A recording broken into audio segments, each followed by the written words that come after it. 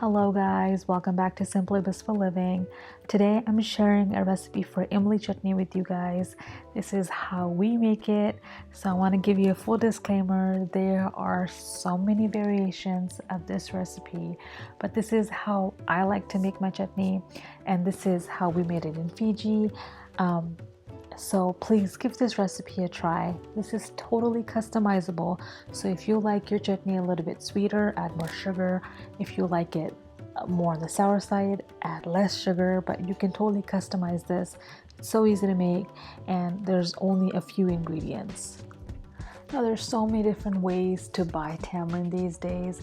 I'm using tamarind concentrate here, but you can make your own pulp at home. All you have to do is take the brick of tamarind, soak it in hot water for an hour, and then squeeze out the pulp. If you have fresh tamarind that's dried on the tree, same process, just clean it out, soak it, and get the pulp. Or you can just buy it at the store ready-made like I did. It's just more convenient for me. I am also using brown sugar here. Now this to me imparts the best flavor, the molassesy flavor, if that's such a word. And in Fiji, the sugar traditionally was raw, so this imparts that same flavor. Now for the spices, I'm using Fiji masala. You can use garam masala if you don't have Fiji masala. I'm using black pepper, some salt, some chili powder, some ground cumin or cumin powder, and some asafoetida. You can play around with these as well. Some people like to add fennel seeds. I personally like to have all my spices ground because I don't like the bite of a spice when I'm eating chutney. Again, it's personal preference. You can customize it the way you want. I also have some garlic, some ginger, freshly grated, please, and I have fresh curry leaves. Again, if you don't have fresh curry leaves, you can use dried curry leaves, or you can omit it. It does impart a great flavor in the chutney though. You're also going to need some oil and some water. I'm going to show you how I grate my ginger for recipes that I don't want the fibrous part, and I use a microplane grater. You can use a microplane grater for your garlic as well, but I have a garlic press that I use, so it makes it nice and fine, and there's no big chunks because again, I don't like my chutney chunky. I like it smooth, but not super smooth.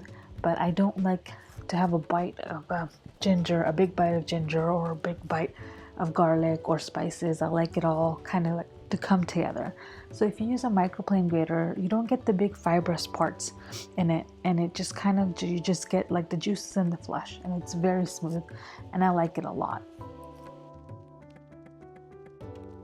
So I'm using a medium pot here, and I have the heat on high. I'm going to add in the oil. So I went in with a tablespoon of oil to begin with. The recipe does call for 3 tablespoons, and you'll see later on I do end up adding all 3 tablespoons of the oil. Now I believe if you use a non-stick pan, you can get away with using less oil, but because I'm using a steel pan here, the spices did start sticking, so I went ahead and added all 3 tablespoons of the oil.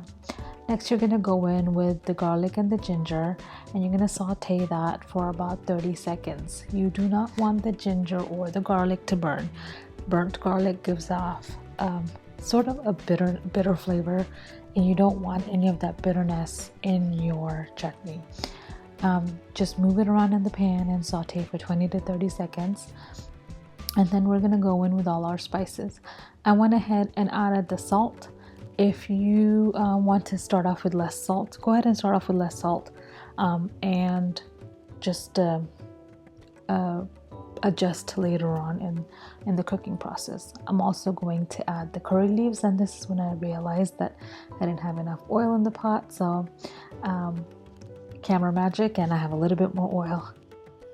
You want to saute the spices for 20 to 30 seconds. Please don't let the spices burn, but you do want to roast them so you bring out all the flavors from the spices that have been dormant. Then we're going to go in with the tamarind pulp or concentrate, and you're just going to scrape the bottom of the pan Throughout the process, you want to continuously scrape the bottom of the pan to make sure that nothing is sticking. Now we're gonna go in with the sugar, and at this point, once sugar starts melting, you'll see the mixture starts to liquefy a little bit more. Now, if you're using pulp that you squeezed at home by soaking the tamarind, you may not need to add any water, because depending on how much water you use to soak the pulp, you may not need any water at all. But because I'm using tamarind concentrate that's store-bought, it's a lot thicker in texture, and you know, I need to add the water in order for it to cook. So basically, you want all the spices, the sugar, and the tamarind to come together and cook and kind of meld together.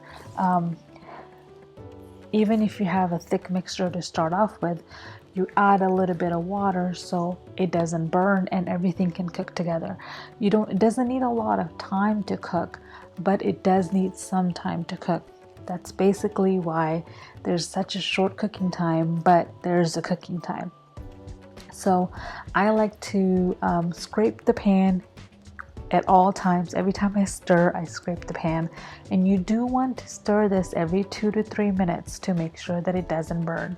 Now we're gonna put the cover on the pot, and we're gonna lower the heat to medium, and we're gonna cook this to 5 to 8 minutes depending on how long you want to cook this. Because if you want a thinner, more runny chutney, which I do like sometimes depending on what I'm serving it with, then you're not going to cook it as long. But if you want a thicker chutney, then cook it for the 8-minute time that's given.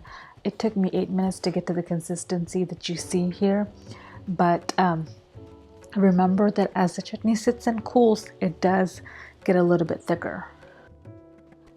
If you like your chutney thick like I do, then a good tip to check to see if the chutney is thick enough is to see if it coats the back of your spoon.